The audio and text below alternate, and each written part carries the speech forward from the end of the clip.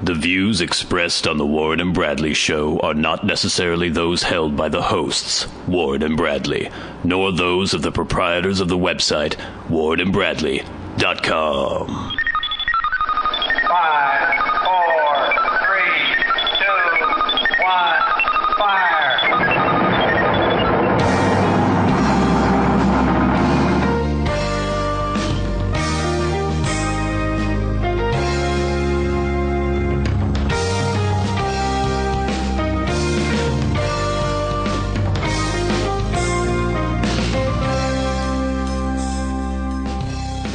Let's make some magic. It is magic time. Hello, and welcome once again to the Warren and Bradley Show. I am one of your hosts, Bradley Victor. I'm the other host, Warren Van. Let's get the show on the road, Warren. We have a lot to talk about. We don't have any time in which to... Well, we have plenty of time, actually. What do you have to I've talk got about? nothing else going on. I wrote a bunch of shit down this week. Oh, good. I was very conscientious about actually remembering to write, because things happen. I mean, some things happen occasionally. Yeah, occasionally. And usually... I try to remember to write it down, but it's the kind of thing where I'm like, oh, I'll do that later. I'm driving or something. But this week, I made a very concerted effort to write down everything that happened.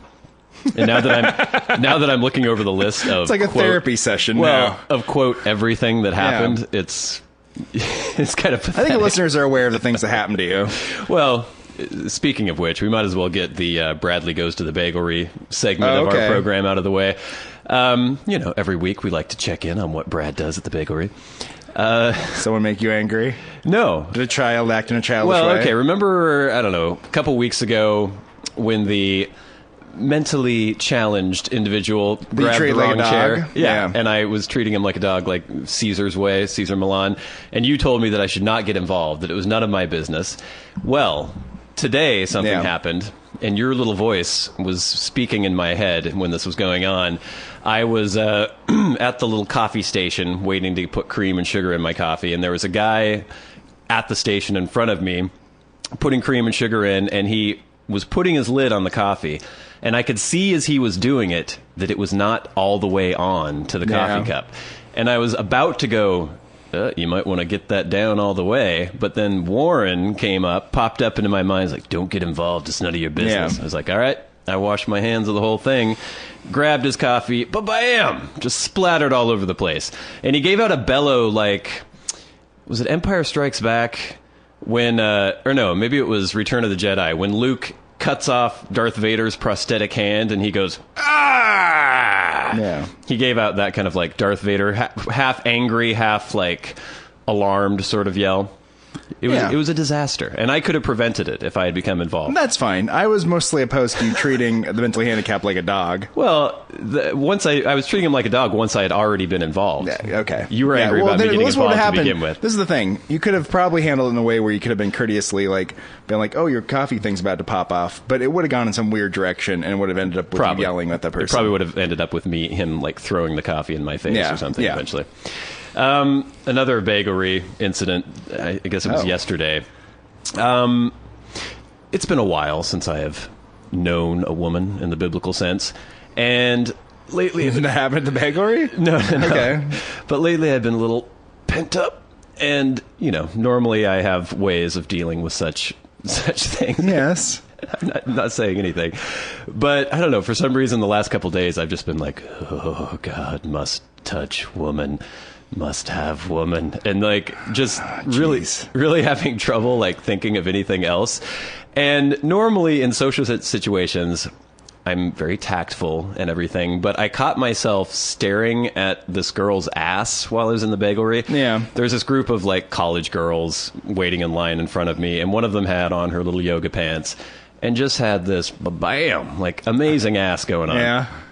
And normally as a man, you see cleavage or side boob or something, and you go, ooh, and you give a little look, and then you dart your eyes away really quick. You don't want to stare like some maniac. But for some reason, I don't know what happened, my mind just wandered or something, and I was just staring at this ass as it was flexing in front of me in line.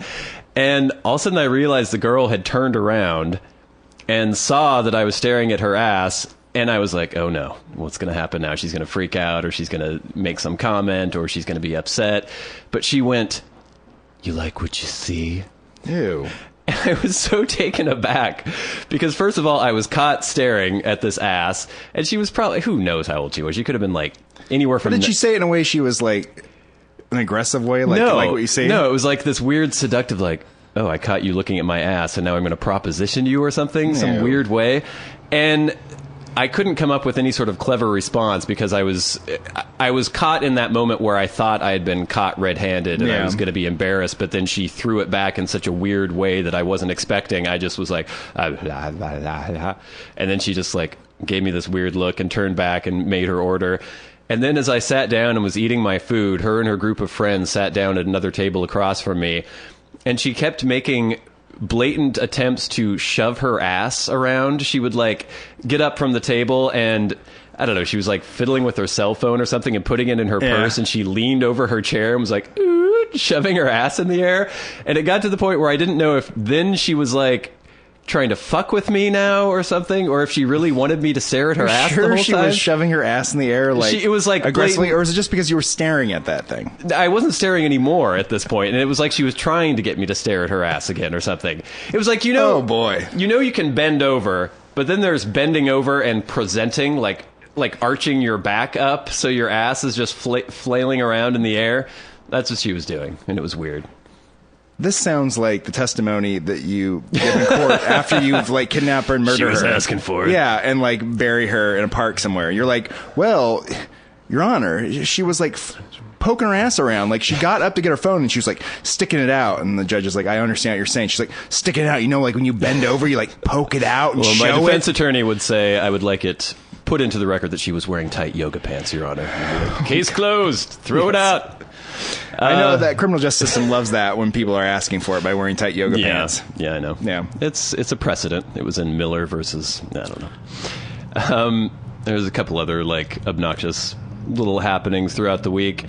I was being conscientious when I was smoking out on my corner and decided I would put my cigarette butt in the garbage can. Oh, good. And so I put it out and then took the butt over to the garbage can, and at the garbage can was an older man unwrapping some sort of power bar or something that he was about to eat. An athlete, yeah, no doubt. I don't know. He had, I guess he was sort of dressed athletically. Maybe he was on a run or something. Yeah. And so I went up with my cigarette butt and I was like, excuse me, and put the cigarette butt into the garbage can. It was out by this point, and he went, gave a little cough and gave me a dirty look. And I took a beat for a second. I was like, you know it's out. And he went, I just can't deal with secondhand smoke. I was like, there is no smoke. The cigarette is out. Congratulations. You showed me how disapproving you are of my horrible, dirty habit. Now go fuck yourself. It's so obnoxious to me. It's so self-righteous and smug about people smoking. Why are you rising to this, though? Because, you know what? We've talked about before... I don't know, like you've mentioned with homeless people, if some homeless person confronts you or something and you're like, they don't deserve courtesy when somebody doesn't treat if somebody's coming up to you and be like, give me money. Yeah. You don't have to be like, oh, what is your problem? What is going on? But it's the same thing with just random strangers who decide that nothing would have been said if I had just put my cigarette butt. If he doesn't like smoking, that's fine. But he had to make sure that I knew that he was irritated by the fact that I put a non-burning, non-smoking cigarette butt in the garbage can. And I've gotten to the point now, who gives a fuck? You know what? If you're going to do that, I will call you out on it, and I will confront you with it, because I don't care. I don't care what you think of me. If you don't care, you wouldn't do anything. Well, I care enough to get in a confrontation with a stranger. I don't care what he thinks of me. I don't care if he thinks I'm polite. I don't care if he thinks, no.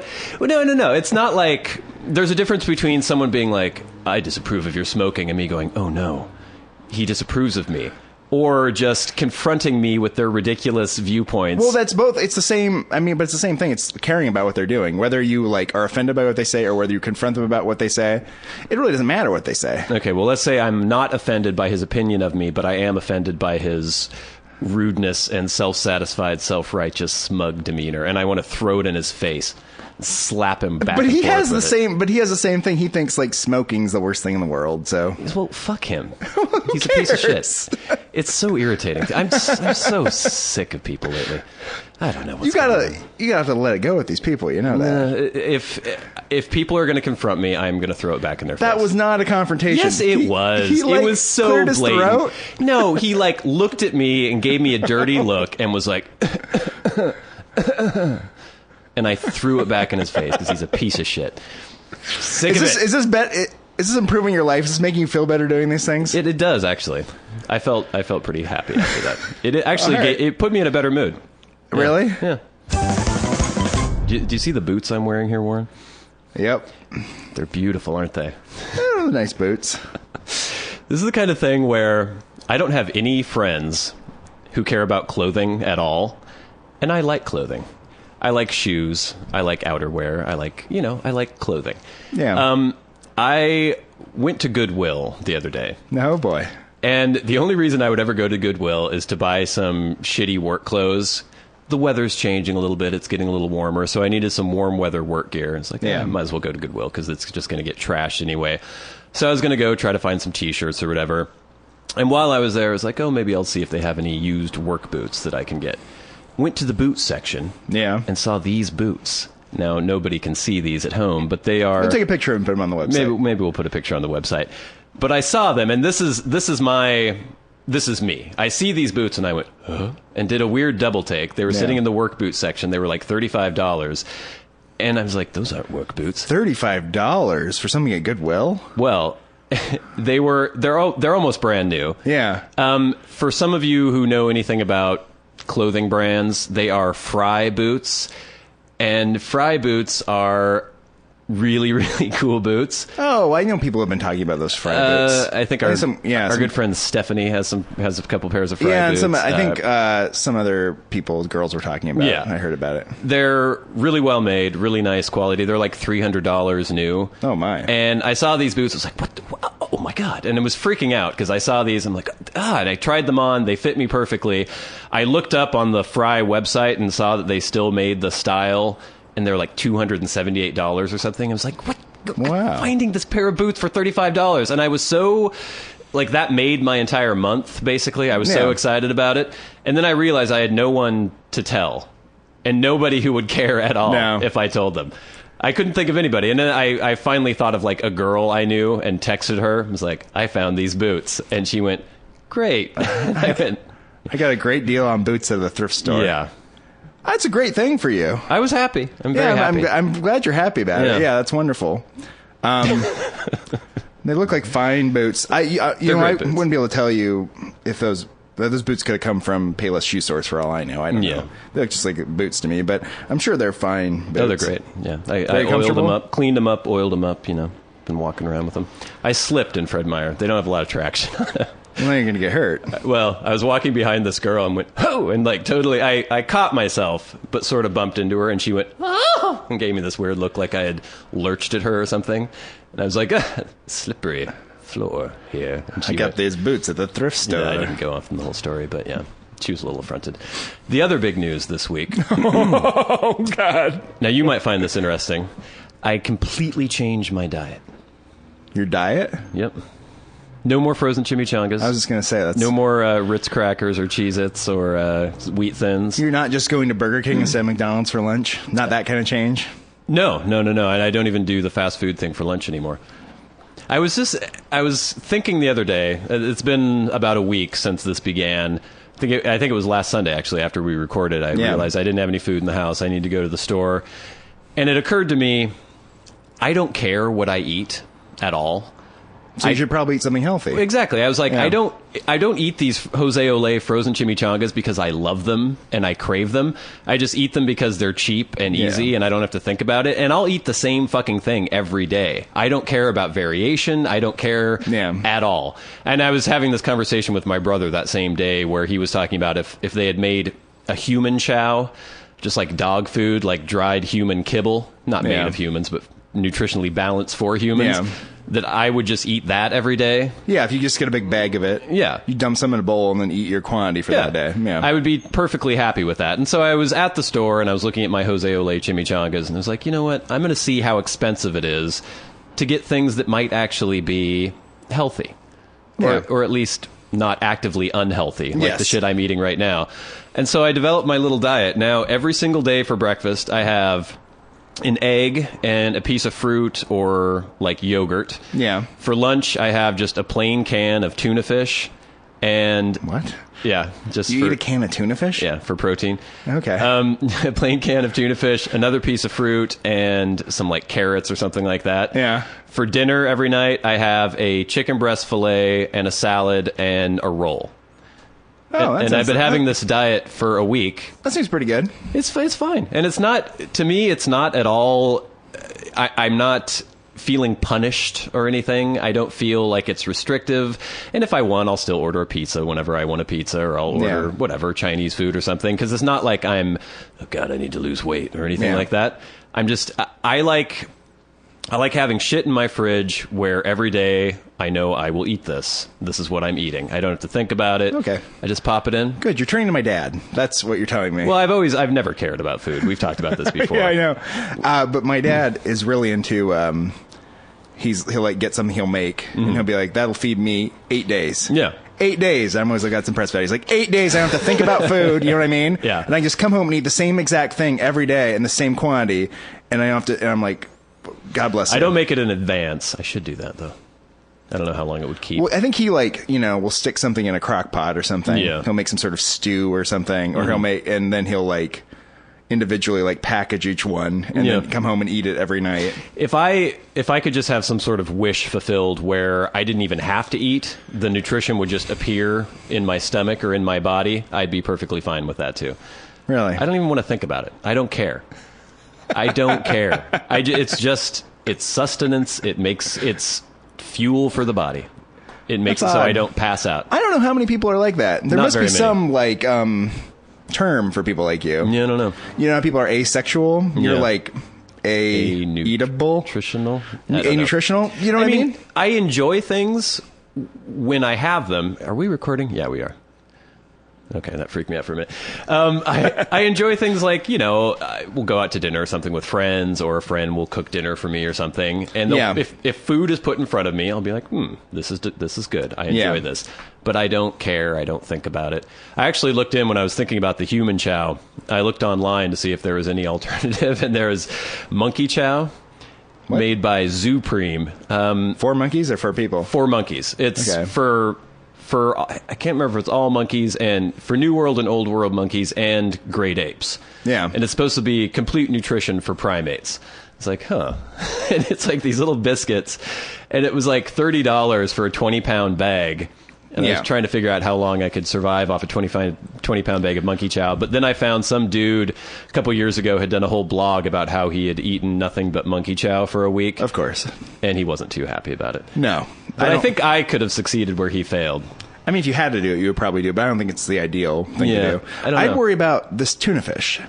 Why? Mercury. Yeah, somebody else mentioned the mercury. I don't know. It's fine.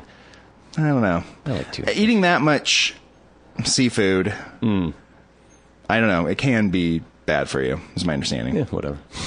Fine with poisoning yourself with mercury? Well, I'm trying to do the higher protein, lower... Because the other thing I realize is I eat lots of carbohydrates. That's most... Well, it's because you work, though, and you burn them off. Yeah, but most of my calorie intake is carbohydrates. And I still need I would still like to have the freakishly low body fat percentage. So I think if I eat a lot of lean protein... meats, and I think eating the fruits and vegetables is probably good. Yeah. Better than, And the chicken breast and the... Yeah, things like that. Yeah, it's not a fried chicken breast, right? Olive oil. I just cook it in a pan. Yeah, that's probably fine. Yeah, that's good. Oh, this is good. It's interesting. We'll see if anything.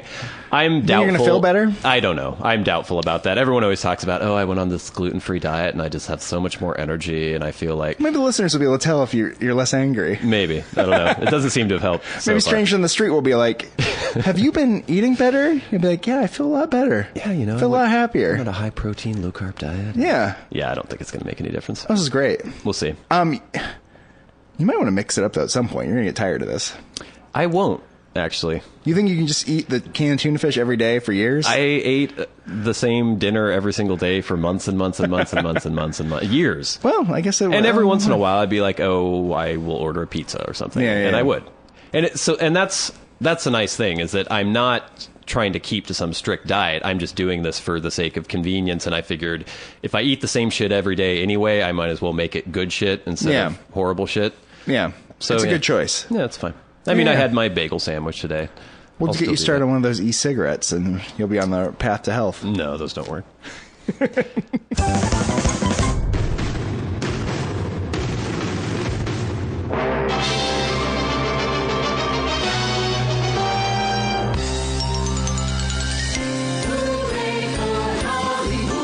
Celebrity Minute on the Warren and Bradley Show.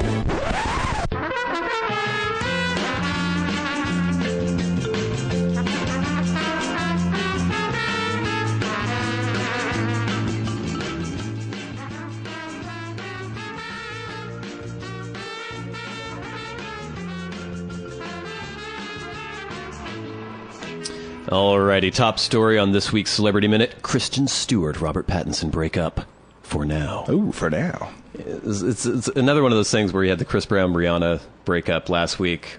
Yeah. It's the same story over and over and over again. Well, it keeps them in the news, at least. Yeah. It's from Us Magazine. Brace yourselves, twihards. After 4 very eventful years together, Robert Pattinson and Kristen Stewart are taking a much-needed break. A source close to Pattinson, 27, tells Us Weekly. Additional Pattinson insiders add that the British actor and Stewart, 23, have been having problems and fighting a lot, with things coming to a head on Pattinson's 27th birthday, May 13th. Did you know that May 13th was Robert Pattinson's birthday? You sent him a card? Yeah. Gift basket? Yeah. Send him a picture of my dick. Oh, our Pat. I have nothing to say about this story. You? I always wondered about the reconciliation, how, like...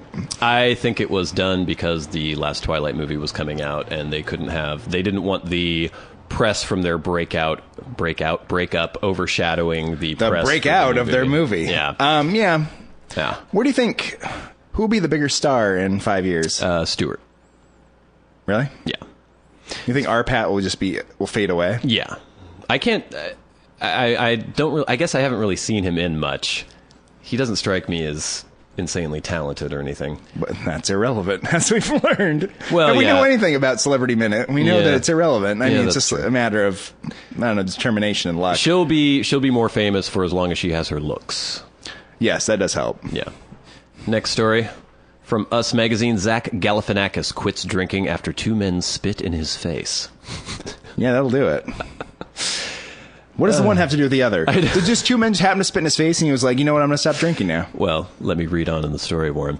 No more real-life hangovers for Zach Galifianakis. The actor, 43, has stopped drinking, he told Conan O'Brien on a Wednesday, May 15th appearance on Conan. Looking noticeably thinner, the bearded comic star revealed he was getting into too much trouble with the drinking. Apparently, there was one incident where he was walking home in New York after a night of debauchery, and a Jaguar cut him off. Not a jungle cat, but the car. Like, wow. A Jaguar cut him off as he was trying to cross the street, and so he beat on the car as hard as he could in his drunken state with his fist. Shortly after, 2 very large men got out of the Jaguar, approached him, and both spit in his face, and then walked away. And I guess that was enough to tell him that he had to stop drinking. I guess. Is that how you would react in that situation? It sounds like the kind of situation would happen to you. I don't. Yeah, I wouldn't get. You're banging drunk on cars and stuff that you don't like what they do. Yeah, but I'm not like a tubby bearded man. Sound like they spit in your face? I don't think so. Maybe. I don't know. It's possible. They call you fag as well. But is that the kind of thing that would be like, oh, that's the wake up call I needed? Oh, maybe. Maybe he'd probably been coming to it for a long time. Maybe he just hadn't been enjoying his life anymore. Well, good luck to him. Let's see. Abercrombie and Fitch CEO Mike Jeffries apologizes for cool kids comment. Oh, yeah. I heard about this. This was like in 2006 or something. Jeffries gave an interview where he said, "We go after the cool kids. A lot of people don't belong, and they can't belong. Are we exclusionary? Absolutely." Nice. God. The cool kids? Really? Abercrombie and Fitch? I would think it was meathead, jock, douchebag, frat boy, idiot assholes. That would be the demographic, I would say, for Abercrombie and Fitch. Well, I know I mentioned my time as a mall security guard in the past, and how we had a very poor relationship. I didn't start this poor relationship, but when I stepped in, the Abercrombie and Fitch Punjabi guys I worked with were like, we don't like them, they don't like us, and so we'd walk by and they'd be like, and we'd be like, come on out. Wait, It was like a weird thing where they're like, ugh, and we were like... The employees of Abercrombie and Fitch? Employees of Abercrombie and Fitch. I don't know how it started. There must have been some reason for this to begin in the first place. But nothing ever came of it, of course. But after a while, I was like, yeah, I don't like those guys. I don't like even the Abercrombie employees and Fitch. had the same sort of ridiculous meathead bravado that their customers had? First, there's something about Abercrombie and Fitch that is... I know he's trying to associate with coolness, but it is associated mostly with, like, date rape and, like, brutality. Is this the chicken or the egg thing with it? Is putting on the clothing turn you into a douchebag? No, or do douchebags put on the kind clothing? of person that wants to... be part of this club that you get in at the mall by paying too much for t-shirts. Yeah. That's the kind of, like, douchebag animal that, like, I don't want to be associated with. His apology said, I want to address some of my comments that have been circulating from a 2006 interview. Well, I believe this 7-year-old resurrected quote has been taken out of context. I didn't know it was 7 years old. Yeah. That's weird. I guess he's just now apologizing. I sincerely regret that my choice of words was interpreted in a manner that has caused offense. We are completely opposed to any discrimination, bullying, derogatory characterizations, or other antisocial behavior based on race, gender, body type, or other individual characteristics. Well, that's not what your quote said. No, but. not at all. I love it when people apologize for things and basically say that it was taken out of context, even though there is no other context for the quote to be taken in. Yeah. Yeah. He should just apologize for saying it. In new Bieber news, Bieber will have to pay for German monkey business. From the Associated Press, Justin Bieber will face a bill for €1,000 for his pet monkeys, or for thousands of euros for his pet monkey's 2-month stay at an animal shelter since it was seized by German customs. Apparently, Mally, I don't know if it's pronounced Molly or Mally, but it's Mally. Not important. The young capuchin monkey that was taken away from Bieber when he tried to get through the airport security in Munich has been abandoned by Bieber. He doesn't want it back. You buy a monkey, the monkey loves you. Well, I don't know if the monkey loved Bieber or not. We got there, and then they took the monkey. They took the monkey. And quarantined the monkey, and then he's just like, okay, keep the monkey. For weeks, and supposedly there was a cutoff for them to request the monkey back or something, and they've tried to make contact with Bieber. I think some of his representatives have indicated that he doesn't want the monkey anymore. Yeah. I don't know. Don't buy a fucking monkey. No. Leave the monkeys in the jungle. Leave them in the jungle where they belong. And especially a capuchin monkey. They're very social animals. They need a bunch of capuchin monkeys to hang out together. Yeah. Farrah Abraham. I'm not pregnant after sex tape. I think we're all worried about that.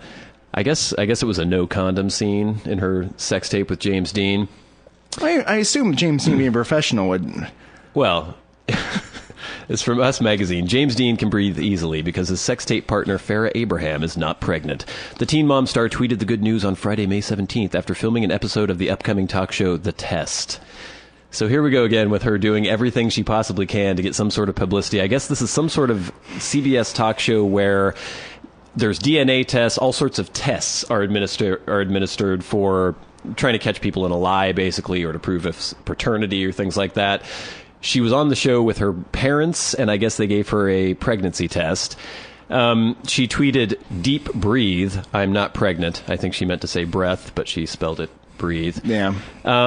James Dean responded.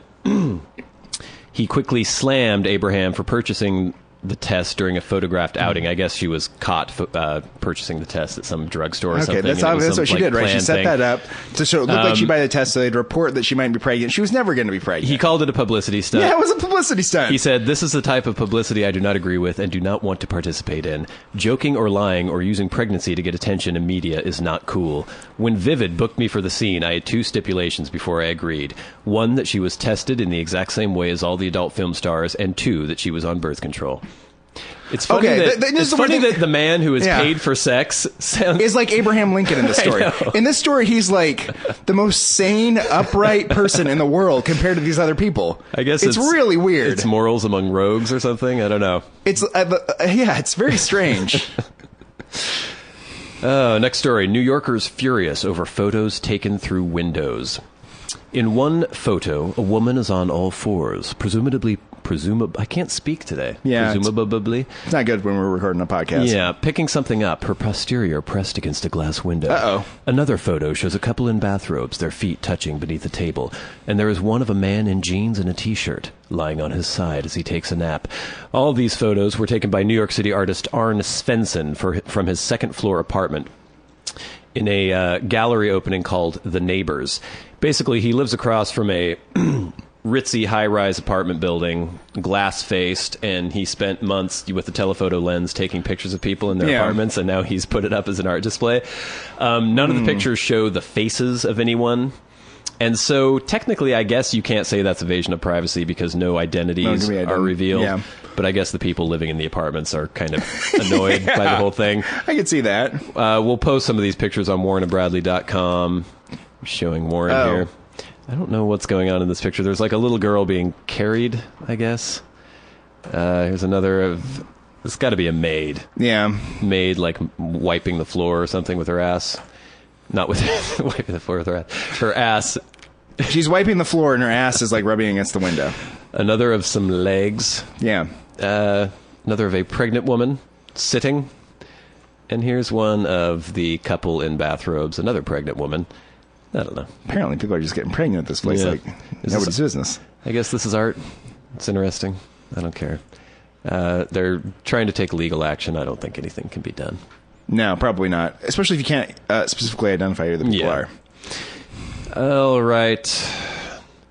Here's a nice Shia LaBeouf blowhard story for you. Good. From Us Magazine, Shia LaBeouf directs disturbing, bloody short film starring girlfriend Mia Goth. Mia Goth being his co-star in the Lars von Trier Nymphomaniacs, where supposedly they had non-simulated sex on camera. Now, this is going to be horrible pod, but I want to play the whole, 5-minute short film for Warren, and we're going to watch this. I haven't watched it yet either, and I'm going to assume, just knowing what we know about Shia LaBeouf, that it's going to be the most pretentious, ridiculous piece of shit in the entire world. So we will post this on warrenandbradley.com. If you want to watch along with Warren and I as we watch this, you can go to warrenandbradley.com, go to the posting for episode 77, I think, and we'll have the video posted, and you can watch the seminal this is exciting. Seminal piece by Shia LaBeouf. It's like Mystery Science Theater 3000 or whatever with us.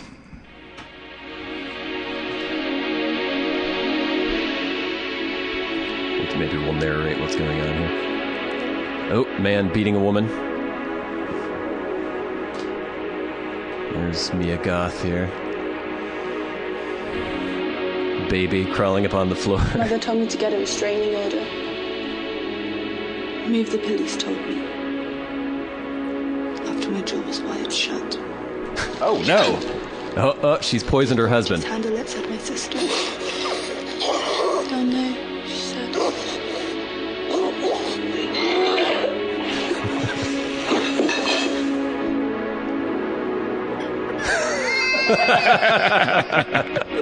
The baby is crying.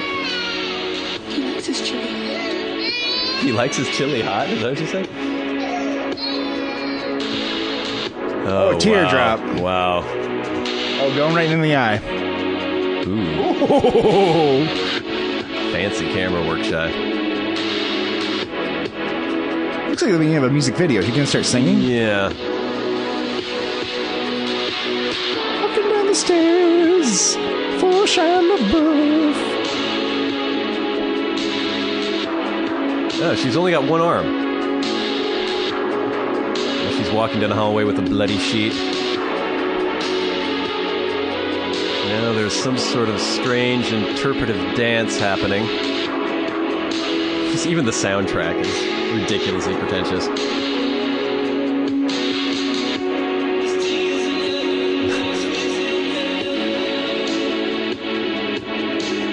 This is more. Oh my god. What's going on now? I get... Her dance moves are showing the emotion, the raw emotion. Is there sex happening?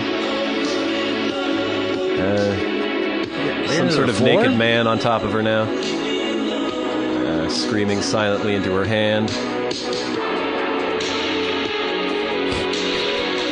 So So did the abusive husband who she poisoned cut her arm off? I'm assuming that's what happened. Maybe. Yeah, you definitely have to watch this, Warren and Bradley. It's definitely justified at that point. If your husband's cut your arm off, you're okay. You can poison him.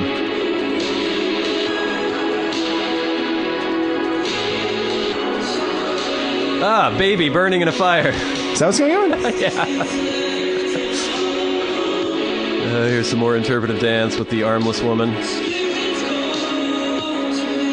Wow. So far, is it about what you expected, Warren?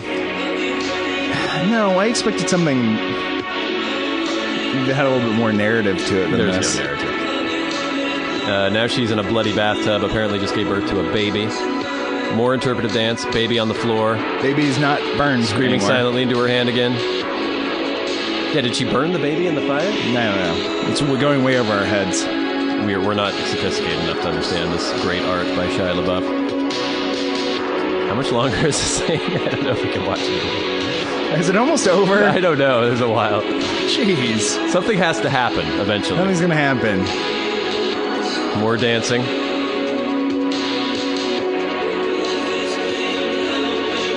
This is the biggest piece of masturbation I've ever seen in my life.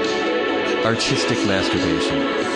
More dancing by a naked statue at twilight. Dancing in a dilapidated attic. Thrusting violently. Startled. Oh! It's the husband with the axe. Oh, there goes the arm. Collapsing to the ground, writhing. Writhing in dirty bedclothes. Writhing by a blood-red sunset. Writhing in a hallway. Writhing on the floor. Baby crying. Dead dad. Woman crying. And there we go. Haunted Love. The name of the short by Shia LaBeouf. Wow. Why'd they do that? It's art, Warren. What? That's what they're going with? It's not like a promotion for like a new perfume or anything? No. That's him. That's his art. But who paid for it? I'm assuming he just produced it himself. He has a creative urge that needs to be quenched, Warren. He has to create. He has this inside of him. He has to let it out. So, the most pretentious, blowhardy, ridiculous thing you've ever seen in your entire life? It's pretty bad. Yeah, it's kind of silly. Yeah. He's awesome. Well, check out the video. Or don't. On warrenandbradley.com. Our last story for Celebrity Minute. Let's wrap it up with this uplifting story. Bea Arthur topless painting fetches $1.9 million in New York City auction. That is a Onion headline. What? From the Associated Press, a painting of actress Bea Arthur topless has sold for $1.9 million at a New York City auction. The painting is by artist John Curran and is titled Bea Arthur Naked. It sold at Christie's auction of post-war and contemporary art on Wednesday. It had been expected to bring in between $1.8 million and $2.5 million. The 1991 oil painting depicts the late television actress nude from the waist up. Christie said Thursday the image was based on a photograph of her with her clothes on, so I guess she didn't actually pose nude for this artist. We'll see the picture here. We'll post this on warrenandbradley.com. That's about what you'd expect. $1.8 million. Yeah. Really? Yeah. Wow. Wow. It's a pretty good picture, though. I mean, they did a good job. I guess they caught her likeness there. Wow. Check it out on warrenandbradley.com. That'll wrap up Celebrity Minute for this week's Warren and Bradley Show.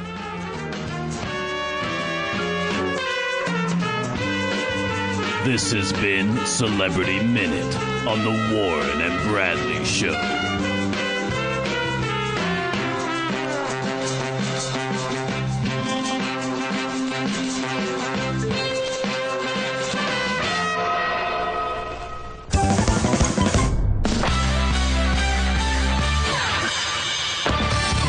They wander the streets, scavenging for loose change and discarded cigarette butts. Beer $1. And give me a motherfucking cigarette. Ran out of gas ways back. Got any meth? You smoke weed, don't you? Good in the car. I could use some change. They may be mentally unstable and deserving of our charity, but that doesn't mean they can't be selected as the Warren and Bradley Show Street Freak of the Week.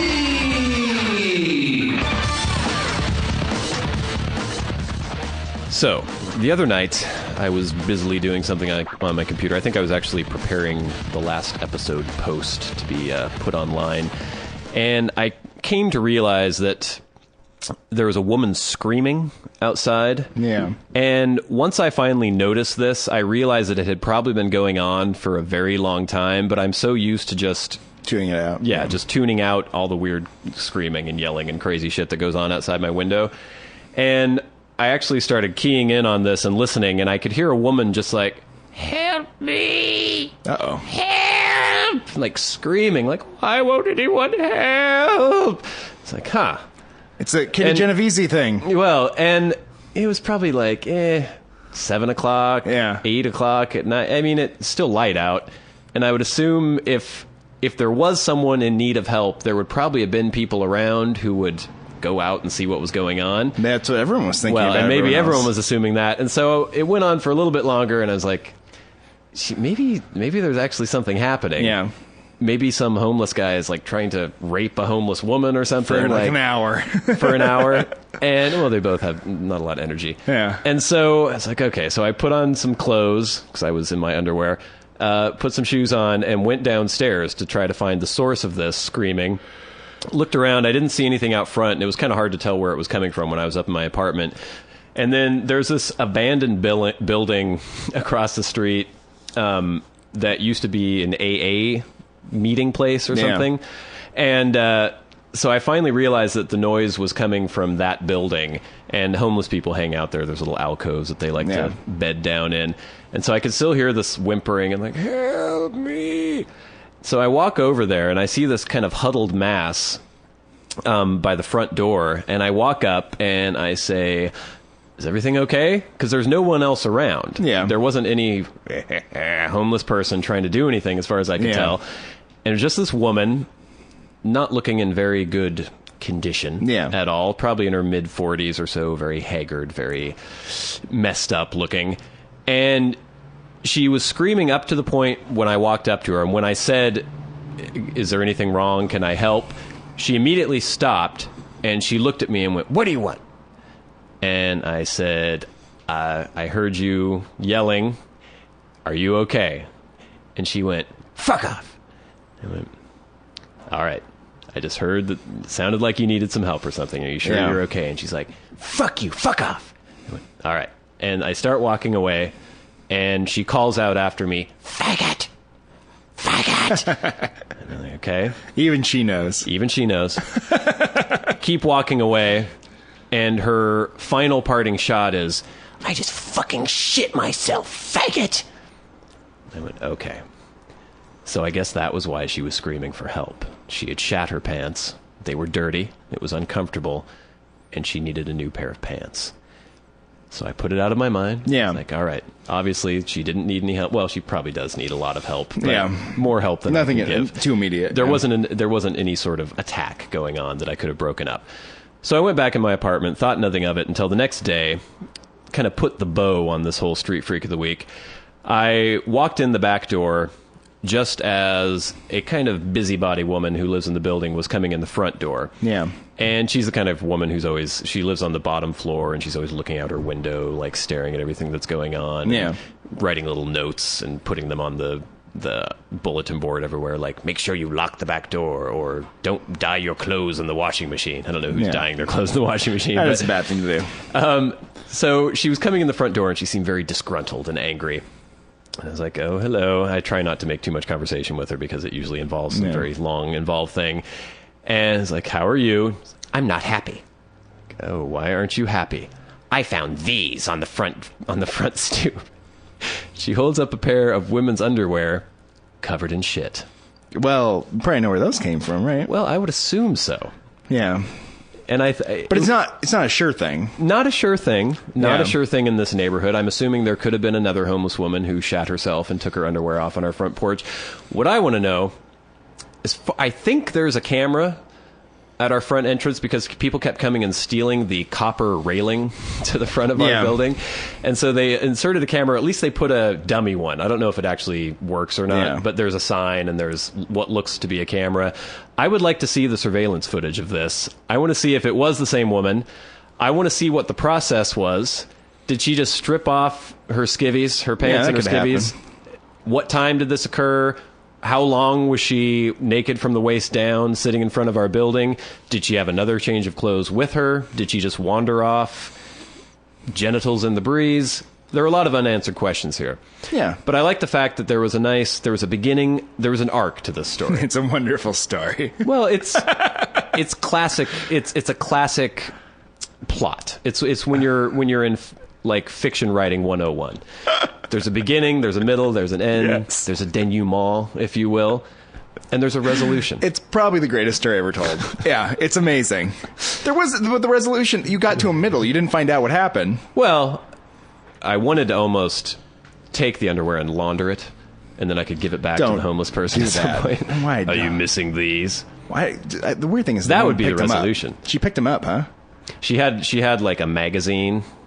And she had picked it up with the magazine. Yeah, that's weird to do too. You know, if I see poopy underwear, even if it's on my front porch, I'm probably going to leave it there. Well, I think you recall this story when my girlfriend moved into her current apartment. It's an attic apartment, and there's sort of a weird peaked area at the top of the building. The strange hidden room. And so many people had ventured up there to see what was going on. Yeah, and you have to kind of climb up onto a wall, and there's this weird crawl space. Go through a crawl space. It's a pretty elaborate thing you have to do. I've never actually been up there. But there's a lamp on up there. Yeah. Like a lamp on. And shitty underwear. Men's shitty underwear. It's the weirdest thing. It was like some strange feral person had built a little nest up there or something. And what I would love is if, while the previous occupant was living in that apartment, there was some sort of strange, like, Hunchback of Notre Dame living in that crawl space, unbeknownst to them. Always making weird noises there. I was like, what are those noises? And at night when they went to bed, they would like scuttle out of their little crawl space and rifle through the fridge and, like, I don't know, but try to wash their underwear in the sink. Use the toilet because they just shit in their underwear up there. Well, it wasn't like it looked like skid marks, kind of. And they had a lamp. Yeah, so I guess there was a lamp. But wasn't there some sort of like nest or something up there too? It was sort of a situation where you could hang out up there and shit yourself, I guess. Or maybe it was some sort of like strange retarded stepchild that they left up there, the evil twin or something. Like Bart's evil twin, right? Yeah. It could have been like that, and they just stuck him up there, and they're like, "You have a lamp. Here's some boxer briefs that you can shit in. You should be happy with what you have." It's possible. That's all you need. I also had a Street Freak of the Week. Okay. Although I didn't actually have one. Well, what does that mean, Ward? I was walking home from work in downtown Bellingham, and there was a street freak, like, waving his arms and yelling at the cars as they were going by. Yeah. And he had, like, nothing out of the ordinary a six-pack of, like, Steel Reserve, with just one can left on it. No. He had Tigger. He had a Tigger doll with him. Tigger? Yes. Okay. And he's like, rah, rah, rah, and he's sort of waving in a fey way at the traffic and yelling. And I was walking right up to him. I was going to go right by him, and I was like, this is going to happen. I'm going to have a Street Freak of the Week. You're assuming there's going to be some sort of outburst at I walked right by him, right behind him. He didn't turn around or acknowledge me in any way. Well. And I just kept walking. I was like, come on, buddy. So the man bites dog aspect of the story is that you weren't confronted by the homeless person, and normally you would figure you would. Well, I assume if you had been walking down that street, he would have said something to you, right? Well, remember there was a time before when I was waiting for you outside Warner Bradley Studios, and there was a crazy homeless person who you walked by, and he didn't acknowledge you whatsoever, and you gave me a look like, come on, what's going on here? And I think earlier he had said something to me before you arrived. That's because you're more on their wavelength, I'll say that. I guess. All right, so the poopy pants crazy screaming woman is the only candidate we have for Street Freak of the Week this week, so I guess the title goes to her, so congratulations. Poopy pants? Shit in your pants, screaming for help, angry... homeless woman? Yeah, that's what she was. Yes. You've been selected as the Warren and Bradley Show Street Freak of the Week. Congratulations. Our hats are off to you, Mr. Homeless Man, because you've been selected as the Warren and Bradley Show Street Freak of the Week.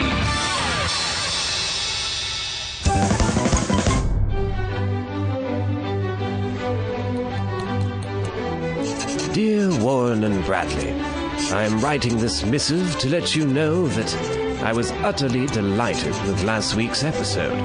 Your tales of prostitutes and the indigent are always quite illuminating, and I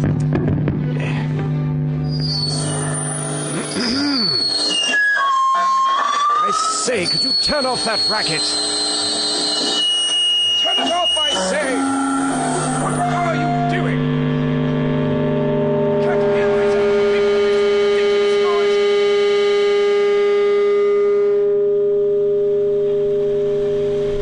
Listener feedback on the Warren and Bradley Show.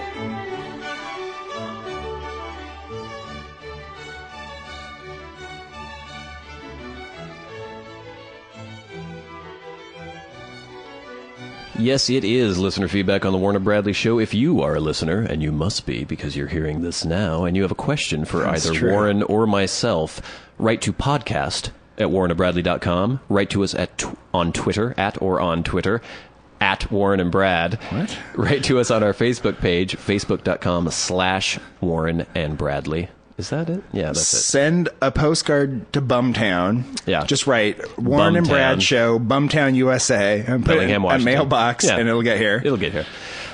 This is from listener Caitlin, and she asks on Twitter, at Warren and Brad, what women's sports has the highest percentage of attractive ladies?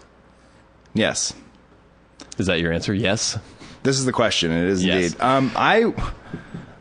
This question prompts me to say soccer. Soccer. Yes. And what is the basis for this? The basis that I've seen girls play soccer, and they're better looking than the girls that play other sports. Okay, now are we talking about at a professional level? No, let's talk about like college and high school and stuff. Let's say college. Because Okay. high school, you don't necessarily have to be... There's a lot of people who will play sports in high school who aren't necessarily, Yeah. When I first read this question, my initial response was, this is like asking who's the most attractive politician. But this is not true. The competition isn't that fierce. And Warren, you disagreed with me because You're you're very saying wrong about that. they're athletes, and so they're good physical There specimens. are tons of very good looking... Most of them are lesbians. No. Yes, they are. There are many, many sports, and very few of them are lesbians. They're all lesbians. Okay, let's go on a case-by-case basis here. Tennis. Tennis is not bad. There are a few, but it's basically the exception proves the rule in tennis. Because you have someone like, Kurnikova or whatever. What's her name? Yeah. Sharapova. Oh, Sharapova's, she's good looking. Sharapova's hot. Kornikova's not hot. Yeah, but everyone was like, oh, she's so beautiful. But compared to like Martina Navratilova, she's hot. Yeah. God, I can't. These Martina Navratilova. A lot of the Williams sisters, they're great athletes, but they're not necessarily attractive. They're not bad looking, though. I mean, Venus is... But I mean, this is the thing. You're talking about 90% of them aren't attractive. But if you go out in the street, how many of the women you see are attractive? Well, that's a good point. 1/10 of 100th of 1% Barely any. That's being generous. Yet there are attractive women playing tennis. Okay, so it's a higher percentage. So tennis has a few. Yes. I wouldn't say that most of them are. Women's golf. Women's golf is mostly lesbians. Yes. Water polo, mostly lesbians, and they all have very large upper bodies. I don't find that attractive. I haven't seen a lot of water polo matches with women in them, so I really don't feel qualified to say. They have really broad shoulders because and they have to be backs. treading water all the time. Yeah, it's not a good look. But swim team, yeah, not I'm trying bad. to think of attractive swimmers. I immediately think of the East German team from way back when they were all on steroids. When they were all on testosterone in the 70s.